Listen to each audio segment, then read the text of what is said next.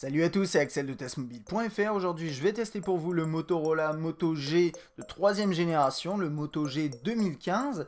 On avait apprécié les précédentes versions. Est-ce que celui-ci sera à la hauteur? C'est parti.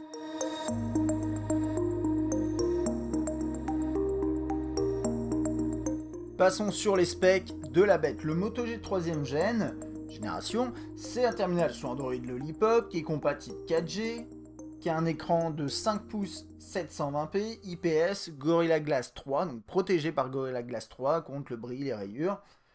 Équipé d'un chipset de chez Qualcomm Snapdragon 410 quad-core, donc 1,4 GHz. On a deux versions pour ce terminal. Ici, c'est la version 8 Go de mémoire, 1 Go de RAM. Il y a également une version 16 Go avec 2 Go de RAM. Et vous pouvez rajouter une micro SD jusqu'à 32 Go en plus. Notez que, comme d'habitude, 8 Go à 16 Go, c'est sur le papier. Dans les faits, c'est pas autant. Et d'ailleurs, c'est un des problèmes de ce terminal. C'est que sur cette version 8 Go, vous verrez, je passerai dans l'interface si j'oublie pas, il n'y a pas exactement 8 Go. On est même très loin de ça. Un appareil photo de 13 mégapixels à l'arrière, 5 mégapixels à l'avant, un flash dual LED, une batterie de 2470 mAh et une certification IPX7 qui lui garantit en fait une résistance à l'eau, donc immersion jusqu'à 1 mètre, environ 30 minutes. Par contre, sur la résistance à la poussière, ils n'ont pas certifié cette partie-là, moyennant quoi il y a des chances pour que s'il est résistant à l'eau, il soit aussi résistant à la poussière, mais le constructeur ne s'engage sur rien là-dessus. C'est un terminal dans la version 8 Go qui coûte 199 € et pour la version 16 Go, comptez 229 €. Vous avez une version blanche et une version noire, mais encore plus intéressant, vous pouvez le personnaliser via le Motomaker. Ça, c'est une des nouveautés finalement. Et c'est 199 € et 229 €, peu importe les personnalisations. Enfin, après, ça va dépendre des options. Mais moi, j'ai testé. Concrètement, vous pouvez faire quoi? Vous pouvez mettre blanc ou noir à l'avant et ensuite à l'arrière, vous pouvez personnaliser la couleur de cette face-là. Il y a des couleurs un peu funky. Et ensuite, les détails, donc les boutons, cet élément-là. Et ensuite, vous pouvez mettre une gravure si vous avez envie. C'est une personnalisation qui n'est pas extrêmement complète avec c'est globalement du plastique, vous pouvez pas choisir du bois, des choses comme ça, en tout cas pour l'instant, ça c'est sur le haut de gamme. Mais ça permet quand même de créer le produit qui vous convient le mieux, qui vous parle le plus en termes de design, et je trouve ça quand même sympathique. Avant de passer au déballage, je souhaitais simplement remercier comme d'habitude notre partenaire Norev qui crée des accessoires pour smartphone mais pas uniquement. Je vous invite à regarder dans la description, j'ai mis un lien vers la boutique. Dans la boîte du Moto G, on a bien sûr le terminal, on a quelques livrets, un chargeur qui est en une pièce, hein, on n'a pas le câble à part, et des écouteurs vraiment basiques de chez Basique qui doivent être assez inconfortables d'ailleurs. Il y a un système de kit main libre si ça vous intéresse, mais c'est à peu près tout. Commençons par le design de ce terminal. C'est un terminal Moto G, donc avec un design Moto G, dans le sens où tous les Moto G ont un design qui ressemble à ça, et d'ailleurs tous les terminaux Motorola récents ressemblent à ça, hein, même le Moto X. C'est vraiment le design classique. Alors, est-ce que c'est un problème? Non, pas forcément. C'est un design que je trouve plutôt intéressant et sur lequel on va s'attarder. Un truc à noter quand même, c'est que c'est un appareil qui est, je trouve, assez costaud. C'est-à-dire, on a un 5 pouces, mais les bordures sont assez larges. Il est plutôt épais par rapport à certains autres terminaux. Je pense notamment au M4 Aqua que j'ai testé il y a très peu de temps. Donc, vous voyez un peu la différence. C'est juste un exemple parmi d'autres. Donc voilà, c'est un appareil qui est 5 pouces, mais qui est assez costaud. Alors côté design, qu'est-ce qu'on a? Là bien sûr c'est la version blanche, c'est même d'ailleurs la meilleure version je trouve pour vous montrer en vidéo, mais vous n'oubliez pas, vous avez aussi la noire, etc. À l'avant vous avez une caméra frontale, vous avez également quelques capteurs, et apparemment sur cette version là, enfin apparemment, plus qu'apparemment, vous n'avez pas de diode de notification. Ils ont estimé que c'était pas important, cela étant dit, il y a un petit truc qui peut éventuellement compenser, logiciel, je vous montrerai ça dans un instant. Les boutons sont intégrés dans l'interface. Au-dessus, vous avez la sortie audio, vous avez un micro également qui doit être en dessous et peut-être caché ici. Alors par contre, le haut-parleur, il est en bas, il est juste en bas. S'il n'y a pas de système de double haut-parleur frontal, en haut, vous avez le jack et un micro. À droite, le bouton on-off, verrouiller, déverrouiller, ainsi que le bouton de volume. Micro USB ici. Rien de ce côté-là. La coque est amovible. Alors c'est ce qui permet aussi de faire la personnalisation, hein. Enfin, si vous voulez, vous pouvez racheter aussi des coques arrière. Là, vous avez un schéma, alors qui se voit assez mal avec la lumière, là, peut-être. Mais ouais, vous avez des sortes de lignes dans ce sens-là, c'est plutôt sympa. Un petit espace là, sur lequel, en fait, quand vous le prenez en main, votre doigt se retrouve assez facilement. L'APN, bien sûr, et double flash LED, double température, c'est plutôt sympa. Et ensuite, quand on enlève la coque, la batterie n'est pas amovible. Par contre, on peut bien sûr mettre une micro SD ici et votre carte SIM. Parlons ergonomie. C'est un terminal de 5 pouces qui est un poil large pour un appareil de 5 pouces. Hein. Je le ressens quand je le prends en main. J'ai l'habitude de prendre en main des appareils de 5 pouces. Effectivement, j'ai pas le même confort que je retrouve sur certains appareils moins larges. Bon, ça peut sembler être un détail. C'est un appareil qui est pas très cher. Il n'a pas été très bien optimisé. C'est pas dramatique, mais je tenais à le mentionner. À côté de ça, donc il est un petit peu lourd peut-être pour un 5 pouces, 155 grammes. Et également un peu épais, hein, comme vous pouvez le constater. Enfin, alors, pas sur toute la surface, mais au moins sur l'arrière au maximum. Mais quand vous le tenez en main, ça va, c'est pas désagréable. Alors ensuite, vous avez les touches sur le côté, elles sont pas mal, il y a même un côté un peu agrippant. Le seul problème, c'est que la touche on-off verrouillée déverrouillée, elle est un petit peu, elle ressort pas assez et en fait elle est dure à appuyer et c'est pas très agréable en fait. C'est une touche quand même que vous allez manipuler tout le temps dans la mesure où vous n'avez pas le double tap, mais il y a un truc qui est là pour compenser. Je vais essayer de vous montrer ça. Donc en gros, l'idée c'est quoi? Si vous faites double tap sur l'écran, normalement il se passe rien. Parfois il se passe quelque chose parce qu'en fait il va bouger. C'est les capteurs de mouvement en fait qui vont s'activer. Vous voyez là j'ai tapé sur le côté, il s'est allumé. Et si je le lève, normalement il est censé s'allumer aussi. Voilà. Donc ça vous avez vu, c'est plutôt efficace. Hein, ça marche très bien. Autre chose, c'est quand vous avez des notifications. Eh bien, quand votre terminal est en mode comme ça, vous les s'afficheront également un peu en haut. Alors, vous pourrez choisir, par exemple, assez rapidement d'accéder au message que vous venez de recevoir en faisant un mouvement vers le haut ou le bas. Également, si vous êtes en lecture musicale, vous pouvez retourner à la lecture musicale assez rapidement. Donc, ça, c'est pas mal. Ça fait partie, en fait, des 3 grosses fonctionnalités rajoutées par Motorola sur ce terminal. Vous avez ça. Et ça permet quand même de le déverrouiller assez rapidement en faisant par exemple comme ça.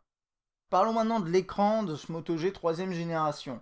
Donc on a du 5 pouces en 720p, ça nous fait une densité de pixels qui est largement suffisante pour un terminal de ce type de gamme. C'est du IPS et honnêtement l'écran il est assez vif, c'est plutôt agréable. La densité de pixels comme je vous disais ça offre quand même une finesse qui est suffisante.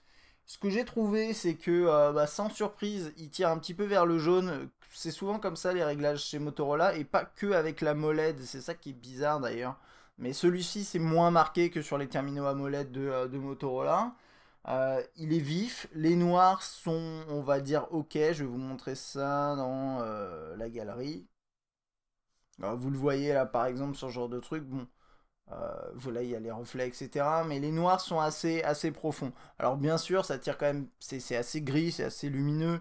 On n'est pas sur une techno qui permet d'avoir des noirs très profonds. Mais ça va. Honnêtement, c'est pas un mauvais écran. En plus, la luminosité est bonne. Et concernant les angles de vue, bah écoutez, c'est pas excellent. C'est-à-dire, ça se voit pas forcément là à la caméra, mais il y a un petit effet vraiment changement de luminosité qui est assez marqué et parfois les couleurs viennent un petit peu au jaune, ce genre de choses, donc c'est pas incroyable, mais globalement c'est un écran pour un appareil qui est à 200-230 euros qui est vraiment satisfaisant. Passons maintenant à l'interface, aux fonctionnalités du Moto G 2015 troisième génération. Donc vous avez vu la première chose, hein, c'est ça, ce truc là dont je vous ai parlé. Et puis ensuite, ensuite après, c'est du assez basique Android. Et quand je dis basique, je veux dire Android pur.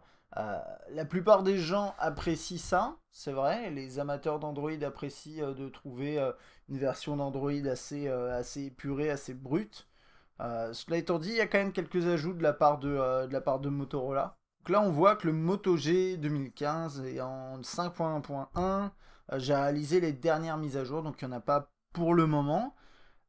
Ensuite, quelques éléments en plus. Alors, les éléments d'interface en plus, pas d'interface, mais les fonctionnalités en plus, elles sont résumées dans cette application qui est assez amusante finalement. C'est une sorte de formation. Donc, il y a l'écran ici. C'est ce que je vous ai montré tout à l'heure, les notifications sur l'écran. Donc, ça, c'est la première chose. Je pense que vous avez compris ce que c'est. Ensuite, il y a les gestes. Il y a 2 gestes. Premier geste, bon, on peut laisser l'écran allumé, mais vous pouvez l'éteindre aussi. Alors le premier, ça va être ça. Voilà, c'est pour allumer, bah, vous le voyez, hein, la lampe torche. Alors le mouvement, il est un peu particulier, faut être sec dans le geste. C'est pas juste comme ça. Là, vous voyez, ça n'a pas marché, alors que vous avez peut-être l'impression que j'ai fait exactement la même chose, mais il faut vraiment l'arrêter d'un coup, quoi. Ça, c'est la première chose. Deuxième chose, normalement, c'est... Voilà, ça. Là, vous rentrez dans l'appareil photo rapidement. Et honnêtement, c'est super efficace parce que enfin, ça marche vraiment bien. Vous l'avez vu, là, il y a eu aucun souci. Et généralement, moi, quand j'utilise cette fonction, ça marche bien. Et puis ensuite, il y a l'assistant.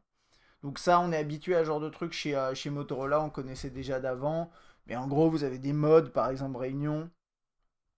Quand vous êtes en mode réunion, il peut rester silencieux ou bien il va y avoir une réponse automatique, etc. C'est ce genre de truc. Donc ça c'est les trois ajouts principaux de la part de Motorola dans un Android qui, bah, somme toute, est vraiment basique. Donc widget, fond d'écran, tiroir des notifications avec les raccourcis classiques juste là.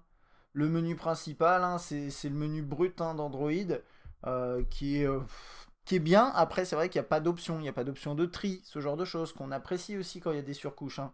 C'est à ça que ça sert aussi, les surcouches. Donc je vais passer rapidement dans l'interface, puisqu'a priori vous connaissez.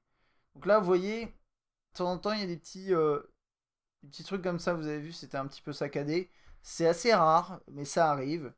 Là, on a les messages. Alors, vous pouvez aussi télécharger d'autres applications pour lire vos SMS, sachant que celle-là, c'est pas vraiment la toute dernière. Je sais pas pourquoi d'ailleurs il n'y a pas ce qu'ils appellent Messenger.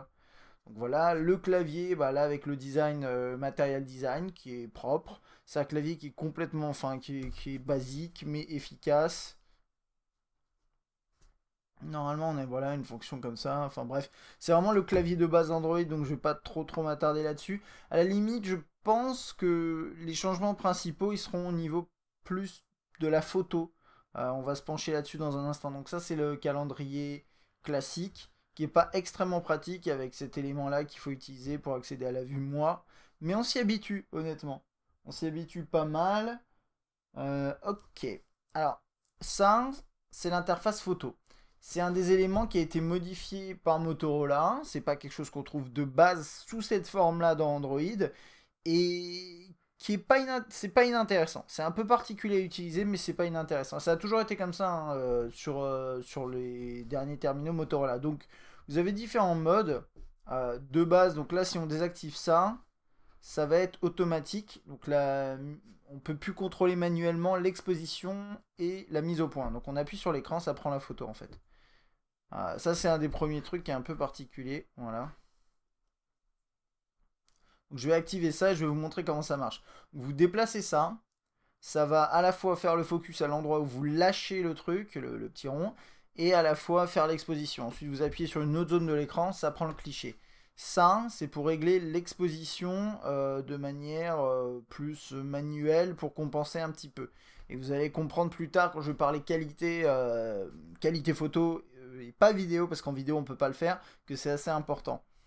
Ensuite, on a un mode nuit, un mode HDR. Vous voyez la petite, voilà, la petite roue. Là, c'est la définition. Donc là, je suis en écran large en 9/7. Je peux passer également en 13 et du coup en 4 tiers. Qu'est-ce qu'il y a d'autre? La gestion de la mémoire, la géoloc, enfin bon, voilà. Et oui, et pour filmer, vous appuyez là. En fait, ça filme directement. Il n'y a pas. Si j'appuie, en fait, ça prend un cliché. Donc, on peut pas faire le focus au doigt en mode vidéo. Par contre, on peut zoomer. Donc, comme ça, vous le voyez pas, mais si, ouais, voilà, vous voyez. Donc, ça, c'est pour zoomer, dézoomer. Et c'est valable également en photo vidéo. Donc, somme toute, une interface qui est simple d'utilisation, un petit peu perturbante peut-être quand on n'est pas habitué à ce genre d'approche, un peu enfin, très tactile, mais ça marche bien. Alors on en reparlera un petit peu plus tard, hein, quand on reviendra sur la qualité photo-vidéo, parce que l'interface joue un rôle quand même dans la façon dont vous allez prendre vos clichés, hein. Vous avez vu, c'est peut-être un peu spécial. Web, on va juste regarder, donc vous utilisez Chrome par défaut, bien sûr vous n'êtes pas obligé, mais c'est la solution la plus, voilà, plus optimale a priori. Et puis après, bah, l'expérience, honnêtement, elle est très bonne. Il n'y a pas de souci, ça défile bien. Là, test mobile et un site un petit peu lourd. et pourtant, c'est vraiment très très réactif, il n'y a aucun problème. Voilà. Pour copier-coller du texte, enfin, etc. Vous connaissez un peu le truc. Les contacts, on a regardé. Drive. Alors, email, c'est assez amusant. Vous appuyez sur email, il va vous dire ah, cette application n'existe plus, il faut aller dans l'application Gmail. Donc, ça, vous êtes au courant peut-être si vous avez suivi un petit peu. Mais en gros, cette application, cette version de l'application Gmail fait office à la fois de client Gmail et de client mail d'une manière générale. Ce qui est tout à fait logique de pas avoir 50 clients, enfin 2 clients pour finalement regarder ses mails. Et donc là, vous pouvez, si vous voulez, moi j'ai un compte Gmail, mais vous pouvez rajouter un compte Gmail, un compte Hotmail, n'importe quel compte finalement dans la même application et accéder à vos comptes sur les côtés. Et donc ça c'est cool, mais c'est loin d'être nouveau. La galerie qui a été un peu personnalisée, parce que normalement ça ressemble pas à ça dans le hip-hop, donc avec pellicule, album, vous avez un accès à vos vidéos de cette façon-là. Bon, honnêtement, il n'y a pas grand-chose à signaler, hein. On ouvre les images, le multitouch marche bien. Je sais pas ce qui s'est passé, je l'ai fait disparaître là. Ah non, voilà. Vous avez ce mode-là, hop. Ensuite après vous pouvez partager une image, la modifier de différentes façons. C'est assez classique. Un outil de migration, toujours pratique pour si vous partez de ce terminal ou si vous réceptionnez les données sur ce terminal. C'est tout à fait possible. Et puis, ma foi, c'est à peu près tout niveau fonction, hein. C'est un terminal. En fait, l'approche de Motorola, elle est simple, c'est que euh, on prend un OS qui est déjà bien de base, on rajoute quelques petites fonctions, des applications, et puis on le livre comme ça, et c'est vrai que l'expérience en soi est pas mauvaise, parce que de base, l'OS c'est quand même de plus en plus sympathique. Maintenant, c'est clair que ceux et celles qui cherchent une interface un peu plus travaillée, entre guillemets, ou avec plus de valeur ajoutée apportée par le constructeur, eh bien, c'est pas là-dessus que vous allez le trouver. Par contre, ceux et celles qui sont intéressés par un Android brut que vous allez pouvoir personnaliser et qui marche déjà très très bien de manière vraiment optimale de base, bah écoutez, pourquoi pas, ça peut être tout à fait parfait pour vous. Bon, il y a quand même un point que j'ai abordé en début de vidéo et dont je voulais vous reparler un peu plus tard, c'est le stockage. Donc là, moi je suis sur une version 8 Go de mémoire. Et regardez là, espace total 4,53 Go. Et le terminal, j'ai mis peut-être 5 MP3 dessus, j'ai rien installé de spécial, j'ai installé Asphalt, N22, une batterie, enfin une application pour surveiller l'autonomie, enfin bon, il n'y a vraiment rien, hein. C'est pas un terminal qui est déjà super équipé, regardez, j'ai 452 Go disponibles, enfin total, et j'ai 831 MO disponibles pour le reste. Parce que je vais avoir pas mal d'espace qui est utilisé par des applications apparemment, enfin de base sur un terminal où il est noté 8 Go, j'ai que 5, enfin 4,5. Alors ça soulève à nouveau et je pense qu'il faut vraiment que les constructeurs apprennent à faire les choses différemment là-dessus, mais la problématique du qu'est-ce qu'on peut trouver sur les specs et dans la mesure où derrière, enfin entre ce qui est affiché sur les specs et ce qu'on trouve dans le terminal au final. Ça a toujours été comme ça, mais quand on est à un point d'avoir la moitié de la mémoire, moi je trouve que c'est quand même assez catastrophique. Vous achetez 8 Go, vous dites avec 8 Go je vais pouvoir faire ça, ça, ça et ça. Sauf qu'au final vous en avez la moitié. Je trouve que c'est limite publicité mensongère. Mais ça, Motorola n'est pas le seul, hein, ils le font tous. Et c'est problématique. Donc voilà, juste pour info, avec un terminal avec ce stockage-là, vous pourrez rien faire. Vous pourrez rien faire. Vous pourrez installer quelques applications, mais moi, là, avec 800 MO, j'ai installé Asphalt. La prochaine application un peu lourde que je vais vouloir installer, il va me dire qu'il n'y a pas assez de mémoire, alors que je viens juste de le configurer. Donc ça, pour moi, c'est un scandale. Et oui, c'est juste pas normal qu'en 2015, on trouve encore des appareils avec 8 Go de mémoire, même 16.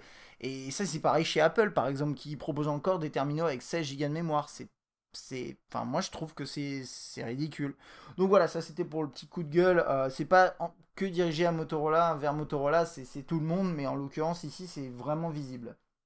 Alors, parlons performance et autonomie. Niveau performance, donc on a un Snapdragon 410, quad-core 1,4. Pour info, pour ceux qui sont intéressés par ça, sur N22, je ne sais pas si je vais avoir le score qui va s'afficher, peut-être pas. Ah, non. Ok. C'est 22 000 points, c'est ça que j'ai noté, ouais. 22 000 points sur Antutu, c'est spécialement plus bas que par exemple un M4 Aqua. Alors après, c'est pas le même chipset, hein, mais ouais, 22 000. Alors, ce que j'ai surtout remarqué, c'est que pendant le benchmark, niveau FPS, il était assez mauvais.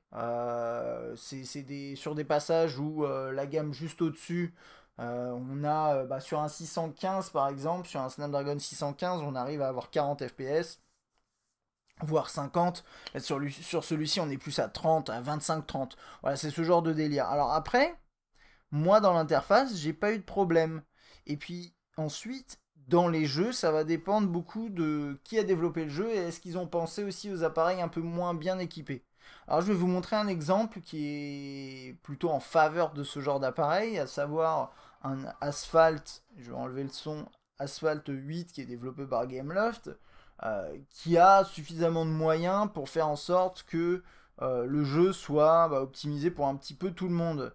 Et ça fait que finalement, quand on y joue, même sur un appareil moins bien équipé, et en l'occurrence ici, attention, c'est la version 1 Go de RAM en plus de ça. Vous allez avoir des performances qui sont tout à fait honorables, juste un jeu qui sera moins esthétique, c'est juste ça qui va changer. Sauf que si vous jouez à des jeux qui sont moins bien optimisés, moins pensés finalement pour les petits smartphones, entre guillemets, eh bien là, ça va être compliqué. Donc je vous montre juste un tout petit peu de gameplay, parce que je sais que vous aimez bien. Et vous voyez, alors le jeu est peut-être pas magnifique, je sais pas si ça se voit, mais on a quand même les effets de lumière, etc. Et, c'est pas si laid que ça finalement. Surtout, on peut y jouer. C'est réactif, y a pas vraiment de souci par rapport à ça. Ok, alors maintenant niveau autonomie, qu'est-ce qu'on a? Et puis vous avez vu niveau perf, hein, sur le web ça tournait super bien, y a pas de problème. Ok, niveau autonomie, moi c'est un terminal qui, je sais pas pourquoi, c'est parce que j'ai dit ok. Niveau autonomie, c'est un appareil qui termine notre test classique d'autonomie à 59%. C'est... Qu'est-ce qu'il me fait là? C'est pas ça que je voulais lancer. Tu commences à me saouler. C'est bon là? Ok. Donc 59%, c'est mieux que le précédent Moto G, qui arrivait, si je me trompe pas, je l'ai pas noté. Donc je peux pas vous dire. Mais il me semble qu'il arrivait à 46%. Ah oui, c'est une pub qui s'est affichée, super. Bref. Donc 59% c'est bien, et surtout il consomme pas tant que ça en 3D, en jeu en 3D. On arrive à peu près 12% de consommer en une heure à peu près, enfin 15, entre 15 et 16% plutôt en une heure de jeu, il me semble, c'est un truc comme ça. Donc ça c'est pas trop mal. Euh, c'est un appareil que moi, quand j'ai utilisé sur quelques jours, il arrivait à me tenir une journée et demie, plutôt une journée et demie. Sauf qu'une journée et demie, c'est un peu bâtard comme, comme autonomie parce que ça sert à rien en fait, une journée et demie. On a besoin de soit 2 jours, soit d'une journée complète. Dans tous les cas, vous devriez avoir votre journée complète sans aucun problème. Tout dépend bien sûr à quoi vous jouez, etc. Mais même en jouant un petit peu, en manipulant le GPS, en prenant des photos, etc., à part si vous faites ça toute la journée, eh bien, vous devriez avoir votre journée complète. Et ça, c'est plutôt bien. C'est une bonne autonomie, je trouve, pour ce terminal. J'ai pas parlé de la chauffe. C'est un appareil qui chauffe pas tant que ça. Moi, je vois là, c'est sur des usages un peu plus lourds. Ici, on est monté à quasiment 38 degrés sur la batterie. Et là ici encore un peu avant, là on est en charge, donc ça chauffe pas mal quand on charge le terminal, et il arrive à 37, c'est pas mal, honnêtement c'est pas beaucoup, et surtout ça se sent pas. Là je l'utilise depuis un certain temps, honnêtement il chauffe pas du tout, et je l'ai utilisé même de façon plus intensive. Quand on touche l'arrière, c'est légèrement tiède, mais on sent pas la chaleur. Donc ça, c'est pas mal. C'est pas un appareil qui chauffe et qui va peut-être vous gêner. Et puis, bien sûr, la surchauffe, ça pose problème niveau performance. Donc ça, c'est plutôt un bon point qui va donc en faveur de ce terminal. Avant de passer à la conclusion, je vais d'abord vous parler de tout ce qui est qualité photo et qualité vidéo sur ce Moto G 3ème génération. Donc commençons par la photo. Euh, de jour comme de nuit, vous allez être content d'avoir ce système d'exposition ajustable directement dans l'interface, parce qu'en fait, ce qui va se passer, c'est que le focus est un petit peu difficile à faire. C'est-à-dire qu'il se fait difficilement, sauf que quand vous augmentez l'exposition, eh bien ça va aider à révéler des détails, ça va aider à révéler des choses, enfin des contrastes, et en fait ça va vous aider à faire le focus. Ça peut paraître bizarre, mais vous allez le voir de nuit notamment. C'est vraiment nécessaire de maîtriser cet outil qui permet d'ajuster l'exposition. Il ne faut pas avoir peur de l'utiliser parce que par défaut, il a un petit peu de difficulté. J'ai trouvé par ailleurs que les couleurs étaient bonnes en général, avec une balance des blancs qui par contre est très moyenne. Donc là on est bien, c'est un bon cliché. Là j'ai augmenté l'exposition, hein, ça se sent. Hein. J'ai augmenté l'exposition pour pouvoir faire cette photo là sur ce sujet qui est un petit peu compliqué parce qu'il est un peu poilu, il n'y a pas beaucoup de contraste, etc. Et ça s'est très bien passé. Sauf que je vous ai pas laissé la photo où en fait j'ai pas ajusté l'exposition et c'était impossible de faire le focus là-dessus. Donc ça c'est à savoir. Donc là on est bien. Là tout d'un coup, bah voilà, il y a une majorité voilà, il y a un peu de jaune et beaucoup de vert et la balance des blancs se faisait difficilement et on tape sur un cliché qui, là normalement ça doit être blanc, c'est jaune. Et j'ai essayé plusieurs fois de prendre ce cliché sans bon résultat là-dessus. Pareil ici, ça se voit peut-être un petit peu moins, mais la balance des blancs est un tout petit peu sur le côté quoi. Donc voilà, ça c'est juste un truc à prendre en compte. C'est parfois vous aurez peut-être besoin de travailler un peu à l'endroit où vous faites votre exposition, l'endroit où vous faites votre focus pour essayer d'avoir les meilleures couleurs. Mais généralement, il s'en sortira bien. Et donc voilà. Et niveau focus, là, ça se passe pas mal. J'ai réussi à faire. Ça c'est un zoom, hein, ça c'est un zoom de ça. Mais au final, c'est quand même propre, vous voyez. Donc on arrive quand même 2 jours à prendre de bonnes photos, même sur des sujets un petit peu difficiles et poilus. Alors, ça c'est le bordel. Alors, ensuite, de nuit, bah autant 2 jours c'est pas mal. De nuit, c'est un peu compliqué parce que là, pour le coup, le focus est quasiment impossible et ça, c'est un vrai problème hein, sur ce terminal. C'est l'autofocus est très compliqué. Alors, je dis auto, mais c'est vrai que, enfin, ça reste automatique, mais n'oubliez pas qu'il y a ce petit curseur que vous pouvez déplacer où vous voulez. Donc là, vous voyez rien parce que la photo était très compliquée à prendre. Et normalement, j'ai fait quelques ajustements pour que vous puissiez voir ça. Voilà, c'est à partir de là. Donc ça, c'est des photos, vous voyez rien. Donc là, c'est avec le flash, mais vous voyez rien parce que j'ai pas ajusté l'exposition. J'ai utilisé le système automatique et ça marchait pas. Ensuite, là, j'ai ajusté l'exposition. Et par contre, le focus se fait pas très bien sur ma caméra. Voilà. J'ai ajusté l'exposition de façon à pouvoir voir plus de choses et avoir des éléments sur lesquels faire l'autofocus. Ça se passe pas trop mal dans ce cas-là, sauf que après, la qualité en fait, elle est un petit peu, elle devient complètement altérée et c'est pas très beau. Là, le focus est fait à peu près, ce qui est quand même plutôt pas mal, mais il a fallu faire des ajustements à la main. Donc voilà, ça c'est à prendre en compte, c'est-à-dire que de nuit, si vous le laissez complètement décider de tout, vous n'aurez pas quelque chose de même exploitable parce que ce sera probablement flou. Donc ça c'est pas terrible. Bon, on va passer en vidéo. On va lire ça comme ça. Voilà. Donc je vais vous laisser la vidéo pendant que je commente. Le son, vous l'écouterez sur l'échantillon, le son est bon, il n'y a pas de problème, c'est pas mal du tout. Les couleurs de jour sont justes, il n'y a pas de problème. Le rendu est peu esthétique. Vous savez, parfois, quand on filme avec certains terminaux, eh bien, on a ces contours très marqués, un petit peu comme chez HTC, mais là, c'est pareil aussi ici sur ce terminal, c'est pas très beau. Alors, vous le verrez peut-être pas autant que moi, mais moi, ça m'a marqué, donc voilà. Et le focus s'en sort pas trop mal. Par contre, il est automatique. Et c'est là où c'est un peu problématique, c'est que s'il n'arrive pas à faire le focus lui-même, si vous utilisez vos doigts sur l'écran, ça va prendre une photo.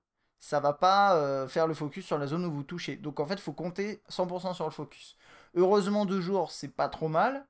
Par contre, de nuit, vous allez le voir dans un tout petit instant, honnêtement, c'est quasiment impossible. Moi, mon échantillon, je l'ai arrêté très rapidement de nuit parce qu'au final, on voit rien du tout. J'ai pas réussi réellement à faire l'autofocus de nuit. Donc là, je vais y passer, je pense, dans un instant. Et par contre, le rendu, vous allez voir, est correct, ouais, décent, on va dire. Les couleurs sont pas trop mauvaises, alors que c'est vrai que de nuit, parfois, c'est compliqué. Là, vous allez rien voir. Je vous invite à regarder l'échantillon sur la chaîne YouTube. Mais j'essaye par exemple de faire le focus là-dessus. C'est la carte de visite test mobile, hein, vous la voyez pas. Mais c'est la carte de visite test mobile. J'essaie de faire le focus là-dessus. Impossible. et c'est automatique, c'est-à-dire que j'ai beau, enfin, encore une fois, vous appuyez sur l'écran, il se passe rien. Donc voilà. En gros, c'est un appareil photo qui, à la fois, est pas mauvais de jour en photo et en vidéo, mais qui de nuit souffre terriblement d'un manque de plein de choses, notamment impossibilité de faire le focus en vidéo. Et de nuit, bah, va falloir ajuster vous-même. Donc bon, ça c'est à prendre en compte. C'est pas une lumière, c'est le cas de le dire, mais ça reste décent 2 jours. Si vous prenez surtout des photos de jour, à la limite, ça devrait pas vous gêner. Ok, alors pour résumer, sur ce terminal, on a quoi? On a un design qui est... je me suis noté design ok, dans le sens, il est pas très original, on le connaît très bien, mais on peut rien lui reprocher, parce que oui, il est un peu épais, mais il est pas moche en soi, après ça dépend des goûts, c'est plutôt bien assemblé, enfin voilà, c'est assez esthétique. Donc là-dessus, moi je vais pas, voilà, je vais pas le sanctionner là-dessus, c'est plutôt pas mal. Après, on aurait peut-être aimé un peu plus d'originalité. Maintenant, vous avez le Moto Maker si vous voulez lui apporter un peu d'originalité. C'est à vous de voir. Ensuite, bon, bien sûr, je le trouve quand même un peu gros, hein, ça c'est, enfin, je l'ai mentionné au début. Il est waterproof, résistant à l'eau, ça c'est cool, c'est sympa. L'écran est plutôt bon, les performances sont décentes sans être exceptionnelles, hein, vous pourrez pas lancer tous les derniers jeux, s'ils sont pas optimisés, ben, vous sentirez la différence par rapport à un terminal un peu plus équipé. L'autonomie est décente et la qualité photo et vidéo de jour est correcte. Après, de nuit, l'autofocus a beaucoup de difficultés et ça peut vraiment gâcher toute une vidéo que vous faites de nuit, hein, par exemple. Voilà, donc il va falloir prendre en compte ça. Le haut-parleur, j'en ai pas parlé parce que je crois que je suis allé un peu vite là-dedans. J'ai dû pas vous, enfin, je vous ai pas montré la musique. Je vais juste le lancer très rapidement. Effectivement, heureusement que je me suis noté ça, mais vous allez voir, c'est pas très intéressant. Donc ça, c'est Play Music, hein, c'est l'interface de base.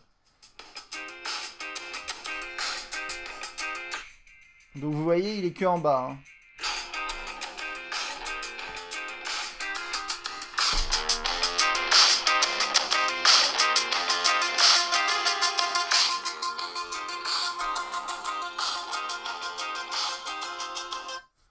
Ok, ça s'entend pas trop comme ça, mais le haut-parleur, quand on le met à fond, le volume est assez élevé, mais ça sature un peu, notamment sur des morceaux un peu dynamiques. Donc ça, c'est dommage. Donc voilà, je l'ai mis dans mes points négatifs, le haut-parleur sature. C'est-à-dire que si vous mettez moins fort, par contre, ça ira bien, et ça dépend de ce que vous écoutez. Mais si vous mettez à fond sur un film ou une série, il y a des chances que parfois, quand il y a le son augmente un peu, quand, je sais pas, des coups de feu dans un film d'action, bah, ça va peut-être saturer un peu. Ça peut être dommage. Et puis pour finir, le dernier point, c'est la mémoire. Si vous prenez la version 8 Go, ça va être vraiment compliqué d'aller beaucoup plus loin en termes de mémoire. Enfin, d'emblée, après il va falloir acheter une micro SD. Si vous prenez la version 16 Go, ce sera un peu mieux, mais ce sera pas non plus incroyable. Donc ça à prendre en compte si vous décidez d'acheter ce terminal. Voilà, ce sera tout pour mon test du Moto G 3ème génération. J'espère en tout cas qu'il vous aura été utile, qu'il vous aura aidé à prendre éventuellement une décision. Est-ce que vous l'aimez ou pas? Moi je le trouve intéressant. C'est un terminal au final qui est pas cher, qui est 200-230 euros, c'est pas grand chose par rapport à la prestation qu'on a qui est globalement satisfaisante. Bien sûr, tout n'est pas parfait, mais avec une autonomie décente, des performances correctes et un bel écran, en plus il est 4G et waterproof, je pense qu'on a quand même ici une belle proposition de la part de Motorola. Voilà, moi je vous dis à la prochaine, allez salut.